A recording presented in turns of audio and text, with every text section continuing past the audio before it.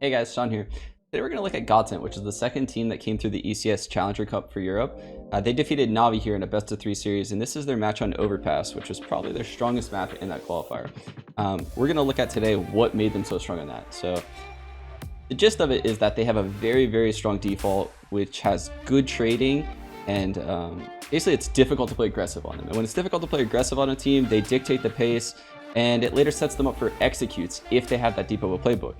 Now, they do have that deep of a playbook, and that's why GODSENT's a pretty good player, actually, as an up-and-coming team in ACS this season. So without further ado, let's take a look at their default here. This is the first round, and how they're going to punish some aggression from Navi.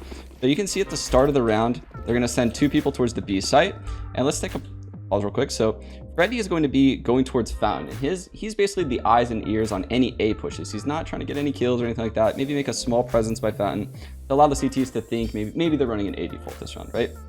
And then we're going to have Brolin and Hampus go towards the connector. So together, they're going to both go towards the connector, and they're going to molly the stairs. So it's very hard to get aggressive on them. We're going to have Disco and Twist head towards B. Disco is going to molly the sandbag. Twist is going to end up posting up on Monster. And you're going to see how he's going to pivot actually in a little bit once he sees some aggression. So let's take a look at how this round plays out right now. And then from there, we can further dissect the shot. So again, molly towards short B. Twist holding Monster, and you can see the second Navi puts out that smoke right there, we're gonna have Twist shift over. He's gonna take that angle towards the short B tunnel, and here comes Zeus right into his crosshair. Easy kill. Disco's already working in, dies to electronic, but look at how good the trade is. Immediately once he dies, 2 people rush out, they get control of the swamp area, and it's a pretty easy round from here on out, right? So it's a good example of how just having a solid default with trading potential can get you easy rounds without ever having to do any kind of crazy complex tactics or anything like that. So let's take a look further at how this setup a later execute, which shows the depth in GODSENT's playbook. Okay guys, so here we have a round later in the half, and this is a super important round. If Navi loses this round, you can see their economic situation will put them in a pretty rough spot where they probably having to save 2 rounds. This match does go into overtime, spoiler alert. But we can see how GODSENT is going to run that same default, and this time Navi's going to have to show them respect because they've been punished earlier in the half. So let's see how this plays out early in the round. You can see they're doing the same default. Disco Twist towards B, Freddy making a small A presence, 2 people working connector behind that Molotov that they threw. So let's take a look at these guys connector now. So you can see they're peeking behind this Molotov. They flash for the stairs peek. They both are in such good positions to trade. And now at this point, they're getting ready to take water control. Zeus smokes it off. That halts everything for a little bit, right? They don't want to go through a smoke, make any unnecessary risks. So Zeus kind of trying to get water control right now. Throws a nade into connector, actually very good nade. Does a lot of damage to Hampus. Speed up a little bit.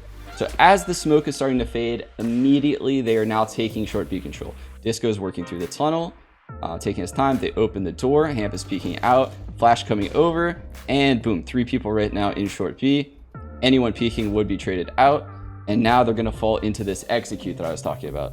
So let's take a look at what's going to happen here. Okay, so they're going to have 3 people come through Monster, 2 people coming up short B. They have a molly for wood, super strong molly right there, by the way. It's going to single out electronic on the right side of Monster. They're going to have a molly coming over towards the barrel, which you're going to see right there. You can barely see it over the fence. They're going to have a smoke for center site and a smoke for heaven. And let's see how they use this utility, right? Combined with flashes. So Twist flashing them out, perfectly timed peek. Highly doubt Electronics getting more than 1 kill right there. They've managed to get him in a situation where he's alone. There's no trade potential based on this Molotov right in front of your screen. Flamey is at the pillar. Zeus is forced. Remember you saw him at wood. He's now playing aggressive at sandbag, right? So aggressive at sandbag. And Flamey gets traded out. There's your smoke center site, smoke heaven. And what these 2 smokes in junction do together is it allows Brolin and Freddy B to go wrap the site this way, right? So without a smoke heaven, they could die to heaven. Without a smoke center site, this angle graffiti becomes very, very difficult to deal with, as well as pit. So together, these 2 smokes allow these 2 players to do that. Twist, you can see holding this angle towards graffiti from Monster with an AWP. And Disco, as your 4th player, is not going to overcommit. It's very important for this guy to basically maintain control of this area and basically be trade frag material in this strat, I guess, for lack of a better word. So let's take a look at how each player kind of moves around the map. So you see these two pushing towards the pit, Twist holding that, and as I said, Disco not committing out super wide, gets that last kill right there once the round's completely over. So excellent, basically building off of the default. This is what I suggest all up-and-coming teams do. And I really think because of this, GODSENT is going to have a lot of upside potential throughout this season of ECS. So let's keep an eye on them. I do think they actually have potential to make playoffs based on what I've seen in the demos I've watched of them. It's going to be very difficult because they have such young, inexperienced players. But this is a team that can do it, guys. All right, thanks for watching.